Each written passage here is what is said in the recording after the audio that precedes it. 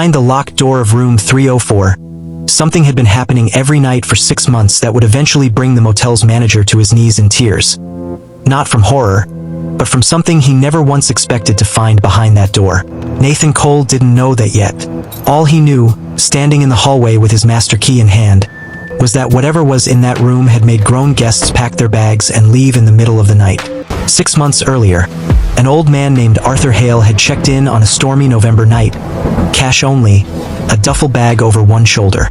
He'd gripped the front desk clerk's wrist before taking his key. "Whatever you hear from that room," he said, voice low, "don't open that door. Not for anything." For 3 months, room 304 stayed silent. No housekeeping requests. No food deliveries. Then, every night at exactly 9 p.m., the sound started footsteps. More than one set, soft voices that stopped the second anyone walked past in the hallway. A dragging sound, heavy, dragged in from outside each night and never dragged back out. Nathan noticed the light first. A warm yellow glow pulsing faintly under the door every night, gone completely by sunrise. He climbed to the roof of the parking structure across the street one night, binoculars in hand, and caught a shape moving behind the fogged window of room 304. Massive, hunched, dragging something large across the floor. The shadow didn't move like a person. His stomach dropped. He climbed down faster than he'd climbed up.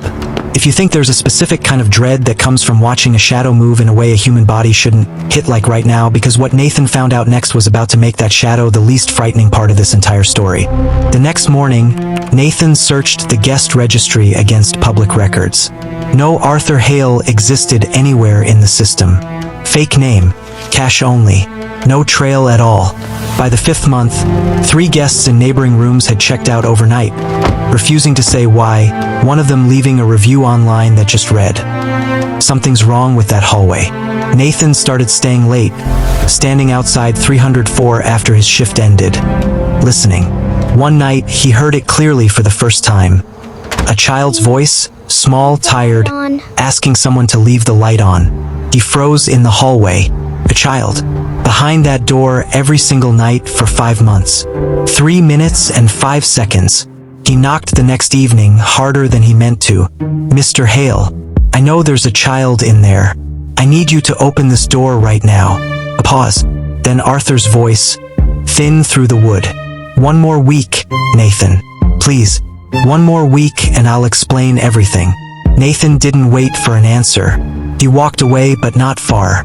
He sat in his office the rest of that night, master key on the desk in front of him, untouched.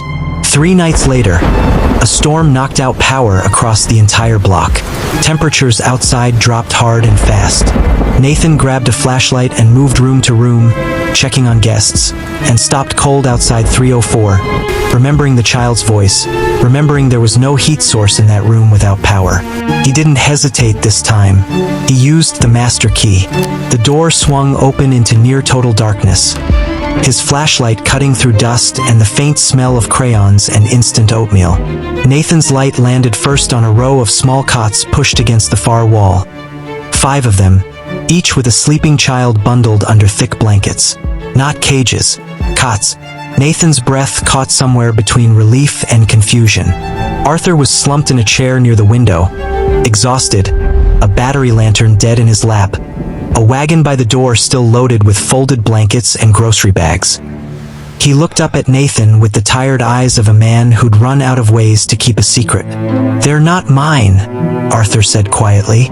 "Their mother works 2 overnight shifts, 6 nights a week, since their father left. No family nearby, no money for childcare that late. I used to work child services 31 years.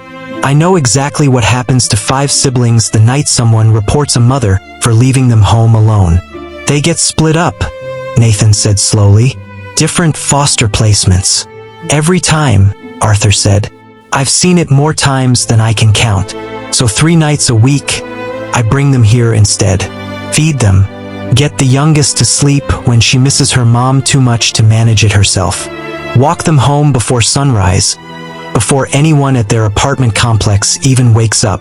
"The shadow," Nathan said. "On the window. What was I looking at?" Arthur almost laughed. "Exhausted.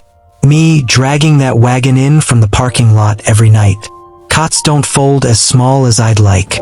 Nathan crouched down near the nearest cot, where the youngest girl, maybe 6, had stirred slightly at the light, blinking up at him with sleepy confusion before settling back down, unbothered, like this was simply how her nights worked now. You could have told me, Nathan said, months ago. Told the guy whose job is literally to keep track of who's in every room? Arthur said. I couldn't risk it. Not until I was sure you wouldn't report it before I could explain. Nathan didn't report it. He did something else entirely. He quietly comped room 304 for the rest of that winter, moved the children's cots against the wall with the working outlet, and started leaving a box of granola bars by the door most mornings that nobody ever discussed out loud. 2 months later, the children's mother landed a daytime position at a distribution center across town. Steadier hours, an actual chance at childcare. The last night the room was used, Nathan helped Arthur fold the cots into the wagon one final time. What happens to the wagon now? Nathan asked. Someone else needs it eventually, Arthur said. They always do. Here's what Arthur never fully told Nathan. 31 years ago, on his very first case as a young social worker, he'd reported a mother in a nearly identical situation, by the book, exactly as trained, and watched 4 siblings get split across 3 different counties within a week.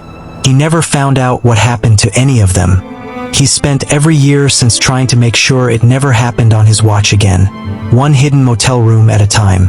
Nathan still doesn't know how many room 304s came before his. He's decided he doesn't need to ask. Never assume the locked door with the strange sounds behind it is hiding something to fear. Sometimes it's hiding the one person still quietly making sure nobody gets left behind by a system that moved on without them. If this one got you, tell us in the comments. How many families do you think Arthur has helped this way? Subscribe to Gentle Hearts. We'll see you in the next story.